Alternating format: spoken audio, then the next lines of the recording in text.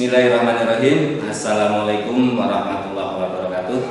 Selamat pagi anak-anak. Semoga kita semua dalam keadaan sehat walafiat. Selamat bertemu kembali di belajar IPA. Untuk pertemuan kali ini nanti kita akan mempelajari bab pertama, yaitu objek IPA dan pengamatannya. Saya harapkan anak-anak nanti mengikuti video pembelajaran ini dengan seksama sehingga dapat memahami apa yang akan kita pelajari. Oke, sebelum pelajaran kita mulai, marilah kita awali dengan berdoa terlebih dahulu. Berdoa menurut agama kita masing-masing. Mulai. Cukup? Selanjutnya silakan simak video berikut ini.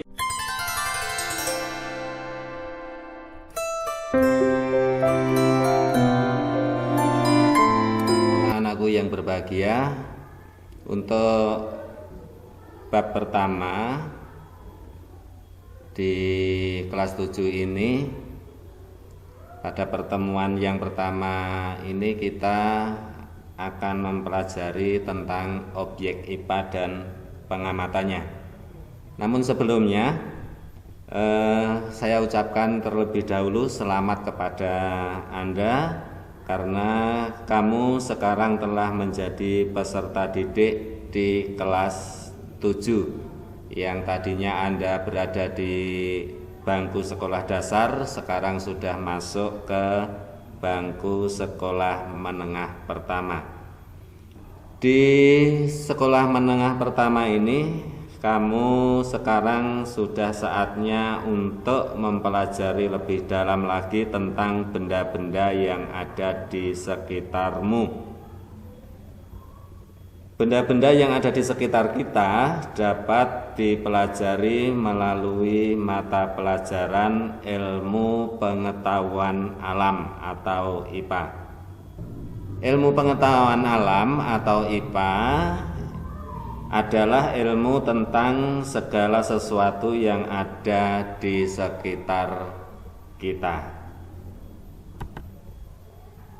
Pada pertemuan pertama ini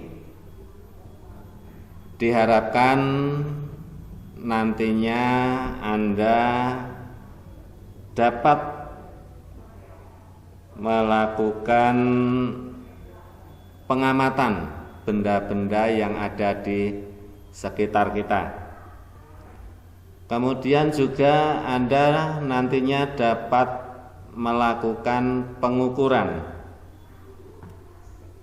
Kemudian Anda akan mengetahui tentang besaran-besaran. Nah, ini yang akan kita pelajari pada pertemuan yang pertama ini. Untuk mengetahui benda-benda di sekitar kita perlu melakukan yang namanya penyelidikan ilmiah. Apa itu penyelidikan ilmiah? Penyelidikan ilmiah adalah kegiatan-kegiatan atau proses yang digunakan untuk mengetahui segala hal sesuatu yang ada di sekitar kita. Penyelidikan ilmiah juga bisa dikatakan sebagai penyelidikan IPA. Pada penyelidikan IPA, kita harus memiliki atau kita harus menguasai beberapa proses yang akan kita lakukan. Yang pertama adalah kita akan melakukan pengamatan atau kita melakukan proses mengamati. Pengamatan yaitu mengamati suatu benda atau objek menggunakan panca indera bisa menggunakan mata. Kalau kita melihat benda, bisa kita mengamati sesuatu benda dengan merasakannya, ataupun kita bisa mengamati suara dengan mendengarkannya. Artinya kita mengamati menggunakan panca indera. Proses mengamati atau pengamatan ini bertujuan untuk mengumpulkan data dan informasi. Nah, kemudian yang kedua, kita melakukan proses yang namanya membuat inferensi. Yaitu menjelaskan pola atau hubungan antar aspek yang diamati serta membuat prediksi. Jadi proses pengamatan tadi yang sudah kita amati itu dibuat inferensi, dibuat pola atau hubungan antar aspek-aspek yang telah kita amati. Kemudian kita membuat prediksinya atau membuat perkiraan. Nah, setelah ini dilakukan, kemudian yang ketiga kita melakukan proses yang namanya mengomunikasikan, yaitu mengomunikasikan hasil penyelidikan baik secara lisan maupun secara tulisan. Hal yang dikomunikasikan termasuk data yang bisa disajikan dalam bentuk tabel ataupun dalam bentuk grafik atau bisa dalam bentuk bagan maupun dalam bentuk gambar. Nah, di dalam melakukan proses penyelidikan IPA ini seorang peneliti dalam melakukan penelitian, seorang peneliti itu harus memiliki sikap, harus memiliki sikap. Kalau kita belum memiliki sikap seorang peneliti, dengan melakukan penelitian ini nantinya kita juga akan terdidik untuk sikap-sikap ini akan ada di dalam diri kita, terlatih di dalam diri kita. Nah, sikap-sikap yang dimiliki oleh seorang peneliti itu yang pertama adalah teliti.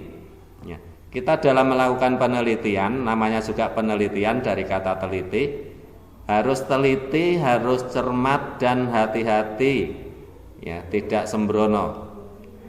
Kemudian yang kedua, kita akan terbentuk sikap pribadi yang sabar. Karena proses penelitian itu tidak sekali jadi, ada proses yang berjenjang dari penelitian pertama, penelitian kedua, penelitian ketiga dan seterusnya.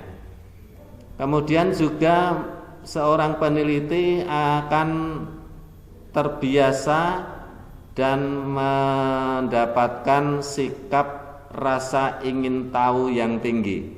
Nah, sikap rasa ingin tahu yang tinggi ini dapat kita pupuk, dapat kita bentuk pada diri kita dengan banyak-banyak bertanya.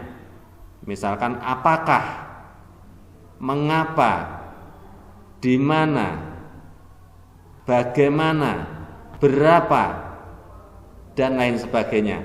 Maka dengan memperbanyak pertanyaan ini, Anda akan menjadi pribadi yang memiliki rasa ingin tahu yang tinggi. Kemudian dalam penelitian kita juga harus bersikap objektif. Artinya data itu tidak direkayasa. Data kita sampaikan sesuai kenyataan yang kita amati, ya.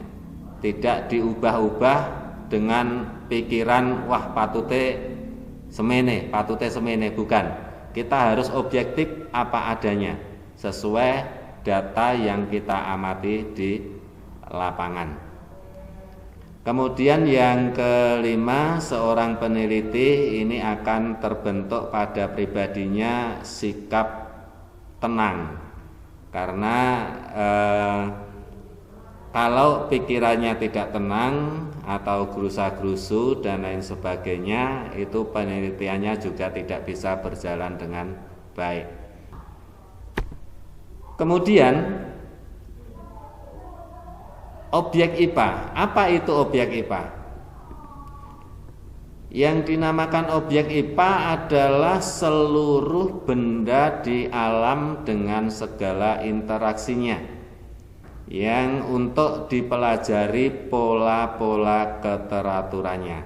Kalau kita lihat di alam, ketika malam hari Anda melihat langit banyak bintang. Ketika siang hari Anda melihat matahari. Semua ini tidak secara acak, semua memiliki pola-pola tersendiri yang sangat teratur. Nah, siapakah yang mengatur pola-pola tersebut? Nah, di sini tentunya kita akan mendapatkan jawaban, yaitu Tuhan atau Allah sebagai pengatur seluruh pola yang ada di alam sekitar kita. Untuk itu marilah kita senantiasa memiliki rasa sikap bersyukur atas karunia Allah yang telah berada di alam sekitar kita.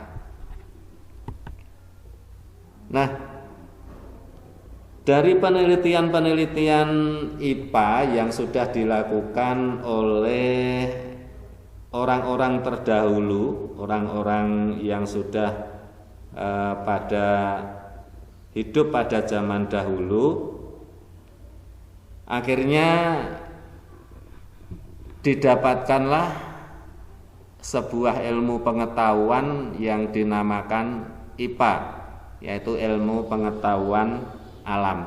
Nah, ilmu pengetahuan alam atau IPA ini akan mempelajari yang pertama adalah bidang fisika, yaitu mempelajari tentang aspek mendasar alam, misalnya materi, energi, gaya, gerak, panas, cahaya, dan berbagai gejala alam fisik lainnya.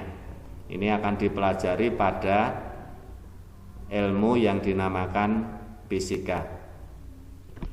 Kemudian yang kedua adalah kimia. Kimia. Apa itu kimia? Apa yang dipelajari dalam bidang ilmu kimia?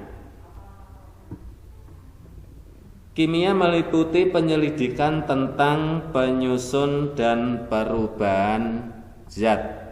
Kemudian yang ketiga, IPA yang dipelajari dalam IPA adalah biologi, yaitu mempelajari tentang sistem kehidupan, mulai dari yang ukurannya sangat kecil atau ukuran renik dan sampai dengan yang berukuran besar, serta lingkungan di sekitar kita yang sangat luas. Nah, ini dipelajari dalam ilmu biologi. Kemudian IPA juga mempelajari ilmu bumi dan antariksa, yaitu mempelajari asal mula terjadinya bumi, perkembangan dan keadaan saat ini, bintang-bintang yang ada di langit atau antariksa, kemudian planet-planet dan berbagai benda langit lainnya. Nah, kemudian dalam melakukan pengamatan perlu juga dilakukan sebuah pengukuran atau memerlukan pengukuran, karena pengukuran ini merupakan bagian dari pengamatan.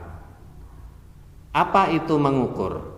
Mengukur adalah membandingkan suatu besaran yang diukur dengan besaran sejenis yang dipakai sebagai satuan.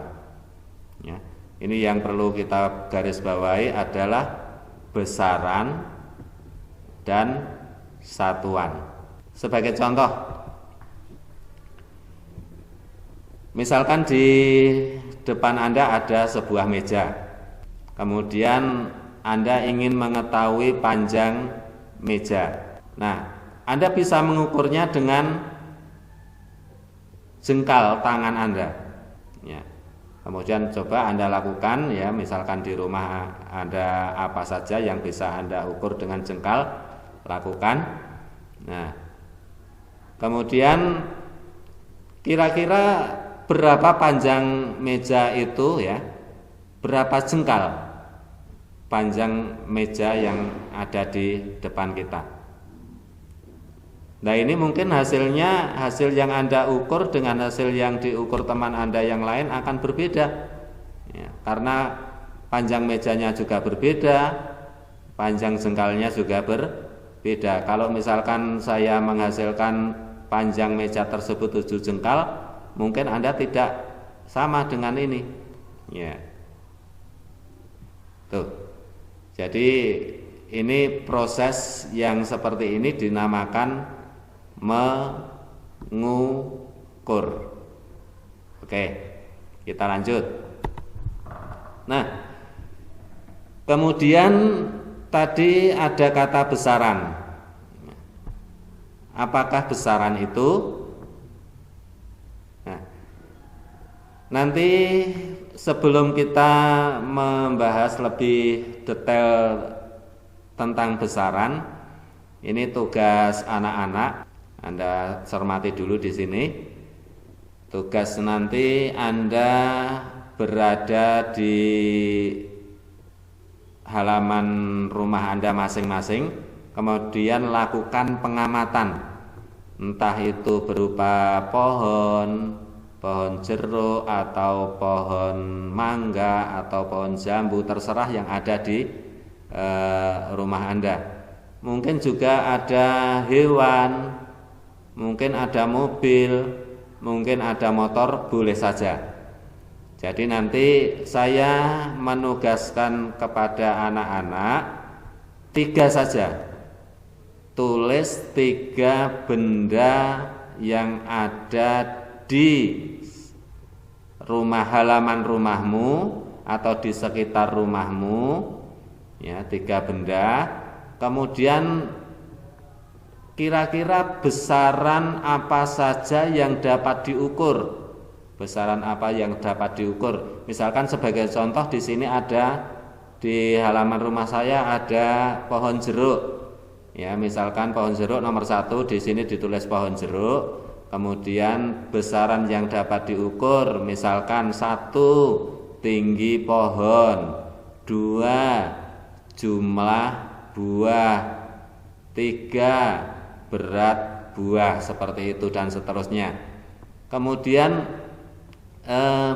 besaran apa saja yang tidak dapat diukur, di sini juga Anda tuliskan. Misalkan rasanya, ukuran rasa kan nggak ada. Kemudian misalkan warnanya, itu ya untuk tugasnya pada kegiatan belajar hari ini. Anak-anak mengamati 3 benda di sekitar rumah, kemudian disebutkan besaran-besaran apa saja yang dapat diukur dan besaran-besaran apa saja kira-kira yang tidak dapat diukur. Nah, untuk pertemuan kali ini sampai di sini dulu, ya. Kemudian silakan untuk melakukan pengamatan di lingkungan rumah Anda masing-masing. Terima kasih. Demikianlah tadi pembelajaran kita tentang objek IPA dan pengamatannya. Saya harapkan anak-anak sudah bisa melakukan pengamatan di lingkungan rumah masing-masing. Dan untuk tugasnya, untuk tugasnya setelah Anda mengerjakan pada buku tugas masing-masing, sudah Anda rangkum, sudah Anda catat. Kemudian untuk melaporkan tugas kalian. Nah, di sini di bawah video ini di sebelah kanan judul, ini ada tombol ke bawah, anak panah ke bawah. Anda klik, di situ ada link pengumpulan tugas. Ya. Gunakan link tersebut untuk dikirim ke Bapak. Demikian, selamat melaksanakan tugas kalian dan semoga kita semua dalam keadaan sehat. Tetap di rumah aja, jaga kesehatan, gunakan masker untuk aktivitas di luar rumah.